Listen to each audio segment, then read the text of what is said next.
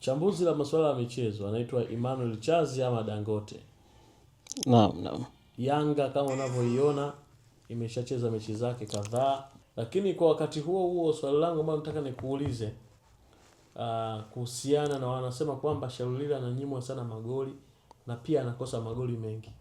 Unafikiri ni kwa sababu gani Shalulile anakosa magoli mengi na pia kila goli lake ambalo analofunga linakuwa ni offside?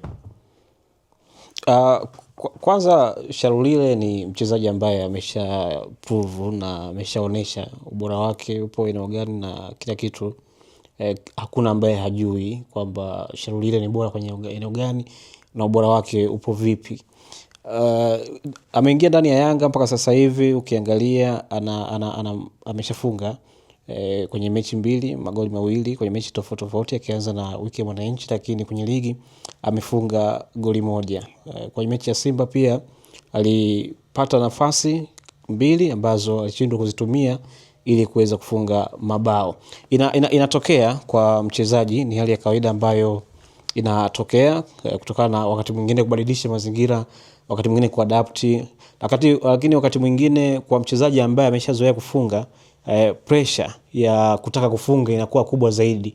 Na ukiangalia kwanza intensity kubwa kwa Shalulile kuanzia mapokezi kwa Tanzania kwa ujumla, Yanga kwa ujumla, na kile ambacho mashabiki wa Yanga wanatamani yaweze kukionyesha, wana matokeo makubwa zaidi na imani kubwa. Kwa hiyo ile imani na pressure na yale mapokezi jinsi ambavyo yalikuwa ndio ambayo yamemtengenezea pressure kubwa pengine Shalulile kutamani kufanya vitu vikubwa zaidi. Kwa mfano ukiangalia kwenye moja goli ambalo alikosa kwenye mechi dhidi ya Simba, alipata nafasi akiwa peke yake, lakini alikuwa na uwezo wa kutulia akaweza kufanya kitu ambacho ni bora zaidi na huenda angefunga. Lakini ukiangalia alipiga kwa haraka mpira ukaenda nje, na ilikuwa ni pressure ambayo ilikuwa imemkuta kwa sababu anafikiria kufanya vitu vikubwa zaidi wakati huo kwenye mazingira hayo ya pressure. Kuhusu nafasi ambazo anazipata akiwa katika offside, ndo hayo mazingira ambayo nilikuwa nakwambia yeye kuona uchu wa kutamani kuingia kwenye nyavu na kuingia kambani zaidi, na ndio maana ubora wa waamuzi, lakini pia kusaidiwa na video support ambayo imekuja kwa hivi sasa ndio ambayo imeongeza umakini zaidi. Hata nafasi ambazo amezipata anafunga lakini zinakuwa offside, baada ya kutazama kwenye marejeo ya picha, tafsiri yake ni kwamba Shalulile mipira mingi ambayo inakuja inamkuta kwenye eneo la kupotea, kwa sababu ni mtu kwanza ni mchezaji ambaye anajua kusimama kwenye eneo sahihi la kufunga, cha kwanza. Lakini cha pili ni ile uchu sasa wa yeye kutaka kufunga ndio ambayo inamkuta akiwa mbele zaidi. Lakini kwa mfano mimi ningekuwa kocha wa Yanga, huenda ningemtumia Shalulile akiwa pembeni zaidi. Ni eneo ambalo akicheza upande wa pembeni, kwa mfano kulia, huwa anakuwa bora zaidi pia katika eneo hilo. Na ukiangalia baadhi ya mechi ambazo amejaribu kucheza katika maeneo ya pembeni, alijaribu kuonyesha ubora ule ambao unatakiwa, lakini changamoto ya eneo la pembeni na wachezaji wengi wazuri ambao ni bora, ndio maana kocha anaona ni mchezaji ambaye akimweka katika eneo la katikati atampa magoli mengi zaidi. Na si bahati mbaya Shalulile kuwekwa katika eneo lile, na nafasi ambazo anakutana nazo inatokana katika uwanja wa mazoezi pia. Yaani ni plani za kocha kuanzia kwenye uwanja wa mazoezi, na inaonekana ni mchezaji ambaye anajua kusimama eneo sahihi, ni mchezaji ambaye anafunga sana.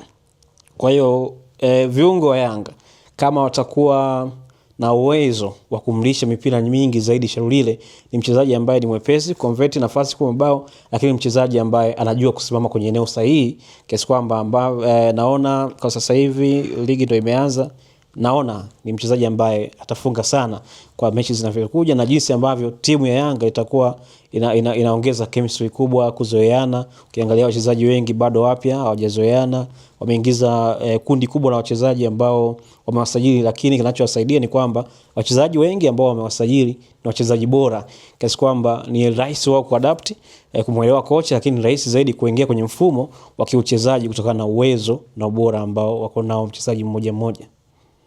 Okay, sasa hapo umezungumzia kuhusiana na Shalulile, namna the way Yanga wanavyomtambulisha, mashabiki wanavyo expect atakavyokuwa. Unafikiri hilo ni tatizo kwa klabu ya Yanga ambalo huwa wanalifanya kumfanya mpaka mchezaji akawa anacheza kwa pressure kama hivyo? Kwa sababu tushai kuona Skudu Makudubela alitambulishwa kwa pressure kama hivyo, lakini baadaye tukawa tunaona kiwango chake ambacho anakicheza ni tofauti na alivyotambulishwa. Unafikiri hiyo nayo ni sababu? Kwanza unajua kumtambulisha mchezaji kwa hype kubwa. Kwanza kuna mazingira mawili. Moja ni biashara. Kwa wakati wa usajili timu nyingi zinahitaji kuuza zaidi. Kwanza kwa sababu mnakuwa mnaenda kwenye msimu mpya, mnahitaji mauzo ya jezi yaongezeke, lakini imani ya mashabiki iongezeke. Kumbuka kuwa huwa kuna matamasha kama wiki ya Mwananchi au Simba Day ambayo yanaanza kabla msimu kuanza.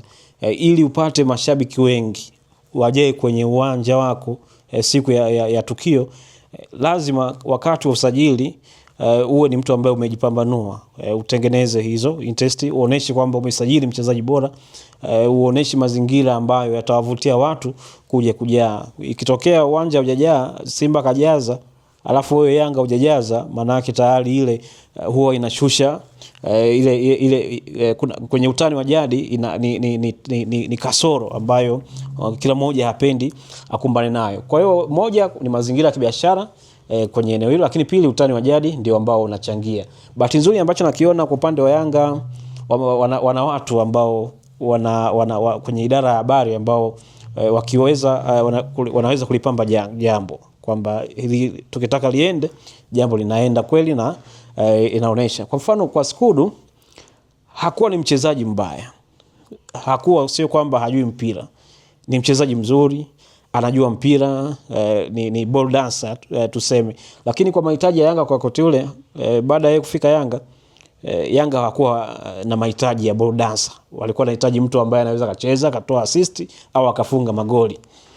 Na ukiangalia na wachezaji ambao pia alikutana nao akina Stefani Aziz Ki, ni wachezaji ambao wana uwezo mkubwa.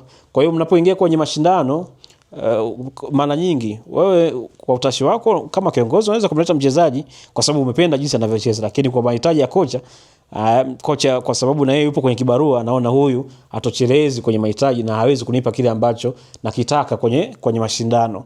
Kwa hiyo ndivyo ilivyo. Kwa Shalulile ni mchezaji mkubwa na ni usajili mkubwa, sio rahisi kupata mchezaji ambaye ameshacheza soka la Afrika kwa kiwango kikubwa, ameshapambana kwenye mechi kubwa na amecheza kwenye timu kubwa kama Mamelodi Sundowns, timu kubwa. Ulitegemea Shalulile baada ya kumaliza wakati wake ndani ya Mamelodi huenda angeenda Uarabuni kama ambavyo wachezaji wengi wakubwa wanafanya, lakini yeye amechagua kuja Yanga. Tafsiri yake ni kwamba kwanza Tanzania mazingira ya soka yameongezeka na amekuwa kivutio, lakini ni mchezaji mkubwa ambaye anaweza akakupa chochote na akakusaidia kwenye mazingira yoyote yale. Kwa mfano Yanga wanaenda kwenye Champions League, wanamtegemea mchezaji ambaye tayari ameshafanya kila kitu kwenye Champions League, ameshafika finali, kachukua ubingwa.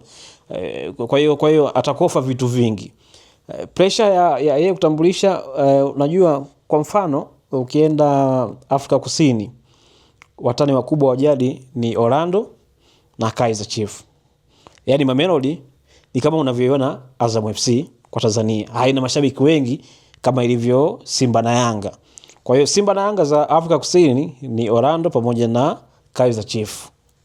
Kwa hiyo huenda Shalulile naye pia hajawahi kukumbana na ile interest kubwa sana ya mashabiki kama ambavyo ilikuwa South Africa. Kwa hiyo inawezekana ile pressure kuna muda inamuingia kwa sababu amekutana na timu kwanza wanaonesha imani naye kubwa, wanamsupport kwa nguvu, lakini pia mechi nyingi ambazo mpaka sasa hivi Yanga wameshacheza viwanja vinakuwa full house, mashabiki wanajaa na wanatarajia makubwa kwake. Lakini kingine pressure za mitandaoni. So far mchezaji anaona kinachoendelea mitandaoni, kuna wengine wanakuzodoa huyo wakati wake ushaisha na yeye anaona, na wakati mwingine anaambiwa bwana, watu wana matarajio makubwa kutoka kwako, kwa hiyo tunakuamini, tupe kile ambacho tunahitaji utuoneshe. Kwa hiyo naona mazingira hayo ndio ambayo yanachangia, na pressure haikwepeki kwa Tanzania kwa sababu ndivyo ilivyo. Simba na Yanga, utani wa jadi umeshatengeneza mazingira ya hivyo kuwa na pressure. Unapomsajili mchezaji akishindwa kuonesha, maana yake wewe utachekwa na mpinzani wako, lakini akionyesha tafsiri yake kwa tayari usajili utakuwa umetiki na umejibu mapigo au umeleta mapigo kwa wapinzani wako. Ndio kitu ambacho kinatokea. Kwa hiyo Shalulile anatamani kuonesha vitu vikubwa zaidi na zaidi kama ambavyo ameaminiwa na kile ambacho kinaendelea kwa upande wa mashabiki.